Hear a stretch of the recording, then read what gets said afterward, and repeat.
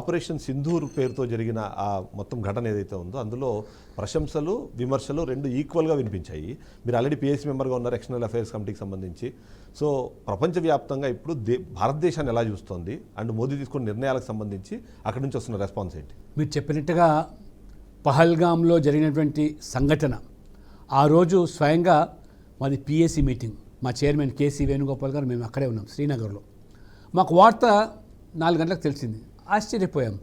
కానీ తర్వాత సంఘటన తెలిసిన ఇంతమంది చనిపోయిన తర్వాత నరేంద్ర మోడీ గారు ఎక్కడో అరబ్లో ఉన్నటువంటి వ్యక్తి ఉఠావుటిన బయలుదేరి వచ్చి ఆ సంఘటన పూర్తిగా సమీక్షించి అమిత్ షా గారు హోంమంత్రిని పంపించి ఆ బాధితులకు మరి బాధ్యతగా నిలబడి ఏ ఉగ్రవాదులైతే ఆ చర్యలకు పాల్పడ్డారో వారిని వదిలే ప్రసక్తి లేదని చెప్పి మూతోడు జవాబు అంటారు.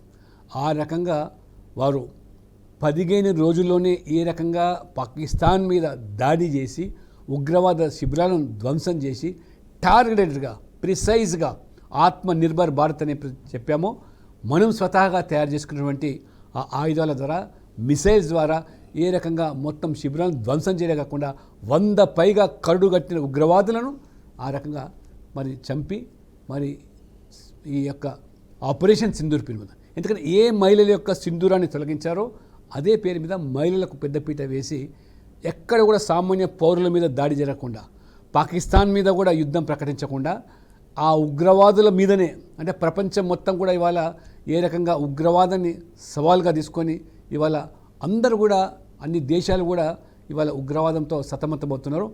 దీటైన జవాబు ఇచ్చి ఇవాళ నిలబడ్డటువంటి మనం ఈరోజు this is not an era of war.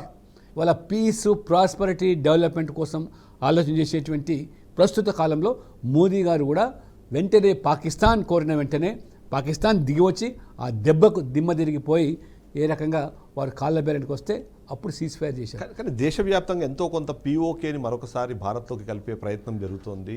ఇప్పుడు ఏదైతే ఆపరేషన్ సింధూర్ స్టార్ట్ అయిందో దాని ఫైనల్ లక్ష్యం అదే అనే విధంగా చాలాసార్లు మాట్లాడారు. కానీ ట్రంప్ ఒక కాల్తో యుద్ధమే ఆగిపోయింది అని తను చెప్పుకోవడము, ఆ తర్వాత వచ్చిన విమర్శలు ఇవన్నిటిని చూసినప్పుడు ఆ ఆపరేషన్ సింధూర్ లక్ష్యం నిజంగా నెరవేరిందంటారా? 100%.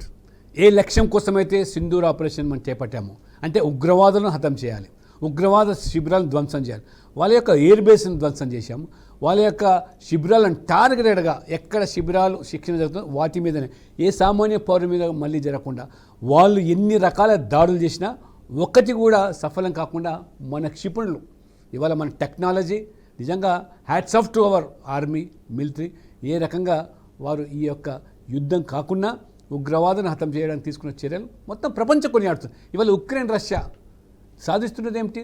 సామాన్య ప్రాణాలు పోతున్నాయి, ఆస్తి నష్టం జరుగుతూ ఉన్నది, ఏ రకంగా ఆర్థికంగా భారం విచ్ఛిన్నమవుతున్నది. అదే రకంగా మొన్న మనం చూసాం ఈ రకంగా ఇజ్రాయెల్ పాలస్తీన్ కూడా ఈ రకమైనటువంటి యుద్ధాల వల్ల పరిష్కారాలు కాదు. కానీ ఉగ్రవాదం పేరు మీద మన భారతదేశం ఆర్థిక పరిస్థితి విచ్ఛిన్నం చేయడం, ఎందుకంటే వాళ్ళ పాకిస్తాన్ కన్ను కుట్టింది. ఇవాళ శ్రీనగరు, కాశ్మీరు భారతదేశంలో అంతర్భాగం అయిపోయి 370 ఆర్థిక రద్దు తర్వాత అక్కడ ప్రజలు ఇవాళ హాయిగా జీవిస్తూ ఉన్నారు, ఉపాధి కలుగుతున్నది. పర్యాటకుల సంఖ్య దాదాపు 2,50,00,000 మంది సంవత్సరానికి వచ్చే పరిస్థితి అంటే అక్కడ అందరూ కూడా హాయిగా జీవిస్తున్నారు. అది చూసి జీర్ణించుకోలేక దొంగ దెబ్బ తీస్తే పాకిస్తాన్ దీటైన జవాబు ఇచ్చినటువంటి మరి ప్రభుత్వం మన మిలిటరీ, మన భారత ప్రభుత్వం.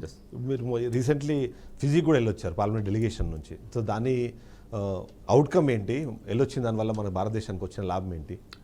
ఫిజీలో దాదాపు 11 దేశాలు పబ్లిక్ అకౌంట్స్ కమిటీ దాన్ని శక్తివంతం చేయడానికి ఇంకా ఏ చర్యలు తీసుకుంటే బాగుంటుంది మీద జరిగిన సెమినార్లో నేను, మాతో పాటు కేసీ వేణుగోపాల్ గారు వారు చైర్మన్, నేను సభ్యుని, మన భారతదేశం నుంచి 2 ప్రతినిధిగా అందులో పాల్గొన్నాం. 11 దేశాలు 37 మంది డెలిగేట్స్ పాల్గొన్నారు, పాకిస్తాన్ సైతం కూడా.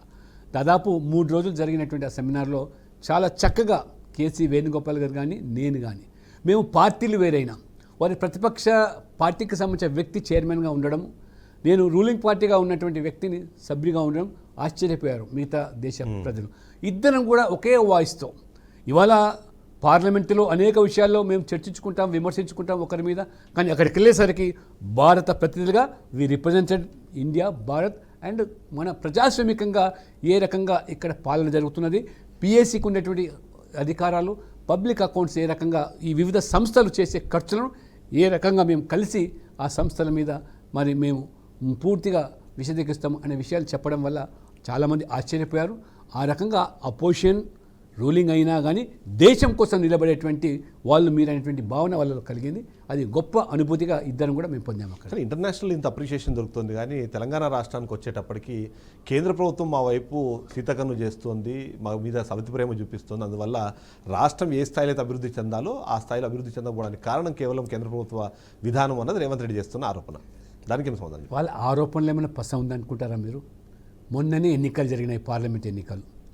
బీజేపీకి ఏమీ లేదు, ఎక్కడ ఉంది బీజేపీ అని వాళ్ళు కనివిపోయే రీతిలో 30% ఓటు సంపాదించాం మొన్న పార్లమెంట్ ఎన్నికలు. ఒంటరిగా పొడిచి 8 పార్లమెంటు సీట్లు సాధించాం. మీరు అధికారంలోకి వచ్చి 5 నెలలకే జరిగిన ఎన్నికల్లో మీరు 60 మంది పైగా ఎమ్మెల్యేలు గెలిచిన మీరు 8కే పరిమితమైనారు. 8 మంది ఎమ్మెల్యేలు గెలిచిన మేము 8 పార్లమెంట్ గెలిచాం. బీఆర్ఎస్ 0 సీట్లు సాధించిందంటే ప్రజలు ఇవాళ మోదీ నాయకత్వంలో డబుల్ ఇంజిన్ సర్కార్లో ఏ రకమైన అభివృద్ధి, పేదల సంక్షేమము, అవినీతి రహిత పాలన, అక్కడ శాంతి భద్రతలు ఏ రకంగా కాపాడుతున్నాను, అక్కడ యోగి ప్రభుత్వం అయినా, ఇక్కడ అస్సాం అయినా, ఇవన్నీ చూస్తూ ఉంటే దేశంలో 20 రాష్ట్రాల్లో ఎన్డీఏ ప్రభుత్వాలు జరుగుతున్నాయి. వై నాట్ తెలంగాణ అని చెప్పి ప్రజలు కూడా ఇవాళ బీజేపీ వైపు, మోదీ వైపు చూస్తున్నారు. అందుకనే ఈ ఫలితాలు వస్తూ ఉన్నాయి. కానీ ఈ ఫలితాలు మీరు కావాలని కోరుకుంటున్నారు కాబట్టి వీళ్ళు ఏవైతే ఆల్రెడీ ఇప్పటికే ఒక సిగ్నేచర్ ప్రోగ్రామ్స్ అనుకుంటారు వాటికి ఎలాంటి నిధులు ఇవ్వట్లేదు. ఫర్ ఎగ్జాంపుల్ మెట్రో సెకండ్ ఫేజ్కి సంబంధించిన దాన్ని డెవలప్మెంట్ని మీరు పట్టించుకోవట్లేదు. 4th సిటీ చొప్పున పేరుతో ఒక ఫ్యూచర్ సిటీని మేము నిర్మించాలని ప్రయత్నం చేస్తున్నారు. RRRకి సంబంధించి కూడా పూర్తి స్థాయిలో మాకు అనుకున్నంత స్థాయిలో మాకు కేంద్ర ప్రభుత్వం నుంచి అండ దొరకట్లేదు అన్నది వాళ్ళ రాష్ట్ర ప్రభుత్వం చెప్తుంది. అంటే మీరు ఫ్యూచర్లో ఇక్కడ అధికారంలోకి రావాలని ఇప్పుడున్న ప్రభుత్వాన్ని మీరు ఏమైనా నిర్వీర్యపరుస్తున్నారన్నది చాలా మందిలో ఒక ప్రశ్న. ఒకటి మీరు గమనించండి, అల్లవి కాని హామీలు ఇచ్చి ఈరోజు 8 లక్షల కోట్ల అప్పు ఉంది అని తెలిసి మీరు రేవంత్ రెడ్డి గారు ఎన్నికల ముందు అన్ని ఉచితాలు అడిగిన వారికి అన్నీ కూడా ఉచితంగా ఇస్తామని, కానీ వాళ్ళు మీరు గ్యారంటీల పేరు మీద, హామీల పేరు మీద 420 హామీలు ఇచ్చారు. మరి బోగస్ గ్యారంటీలు ఇచ్చి ప్రజలను మోసం, రైతులు మోసం చేశారు, మహిళలను మోసం చేశారు, యువతను మోసం చేశారు, నిరుద్యోగులను ఏ రకంగా మీరు పెన్షన్లు పెంచుతామన్నారు, రైతు భరోసా అన్నారు, 15,000 అన్నారు, 12,000 కుదించారు. ఇవన్నీ కూడా మీరు ఇచ్చిన హామీలు నిలబెట్టుకోలేకుండా ప్రజల దృష్టి మళ్లించడానికి ఇవాళ మా మీద బుడ్డ జల్లే కార్యక్రమాలు చేస్తున్నారు. 12 లక్షల కోట్ల రూపాయలు ఈ రాష్ట్రానికి నిధులు కల్పించాం. ఒక్క ఉదాహరణ చెప్తాను మీకు. ఉమ్మడి ఆంధ్రప్రదేశ్లో రైల్వే బడ్జెట్ 880 కోట్లు ఉమ్మడి ఆంధ్రప్రదేశ్కు. ఇవాళ 2 రాష్ట్రాలు విడిపోయిన తర్వాత మోదీ గారి ప్రభుత్వం కేవలం తెలంగాణకు మాత్రమే 7,800 కోట్ల రూపాయలు రైల్వే బడ్జెట్, 9,000 కోట్ల రూపాయలు ఆంధ్రప్రదేశ్కి ఇచ్చింది. ఇవాళ రైల్వే పేరు మీద అత్యంత ఆధునికంగా సికింద్రాబాద్ రైల్వే స్టేషన్, వరంగల్లో ఇవాళ వ్యాగన్ మరి కోచ్ ఫ్యాక్టరీ ఏ రకంగా ఇవాళ అక్కడ ఏర్పాటు చేస్తున్నాము. అదే రకంగా 40 రైల్వే స్టేషన్లు ఆధునీకరిస్తూ ఉన్నాం. మొత్తం 100% విద్యుతీకరణ చేశాం. ఈ రకంగా రైల్వేకు మాత్రమే ఇన్ని నిధులు కల్పించామంటే మీ హయాంలో మీరు రాష్ట్రంలో అధికారులు ఉన్నారు, కేంద్రంలో అధికారులు ఉన్నారు. మీరు బీఆర్ఎస్ కలిసి చట్టపట్టాలు వేసుకున్నారు.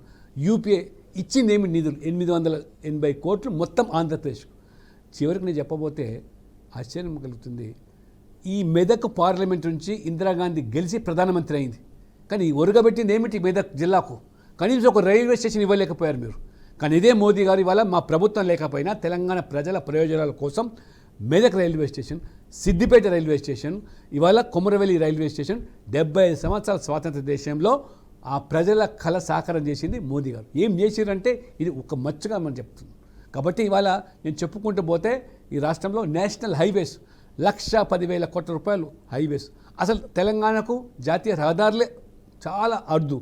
అటువంటిది ఇవాళ నేషనల్ యావరేజ్కు సమానంగా ఇవాళ జాతీయ రహదారులు కల్పించామంటే అది నితిన్ గడ్కరీ గారు, మోదీ గారి ప్రభుత్వమే ఈ జాతీయ రహదారులు కల్పించింది. ప్రధానమంత్రి గ్రామీణ సడక్ యోజన కానివ్వండి, రోజుకు ఇవాళ దేశవ్యాప్తంగా 32 కిలోమీటర్లు రోడ్లు విస్తరణ జరుగుతూ ఉన్నది ఇవాళ.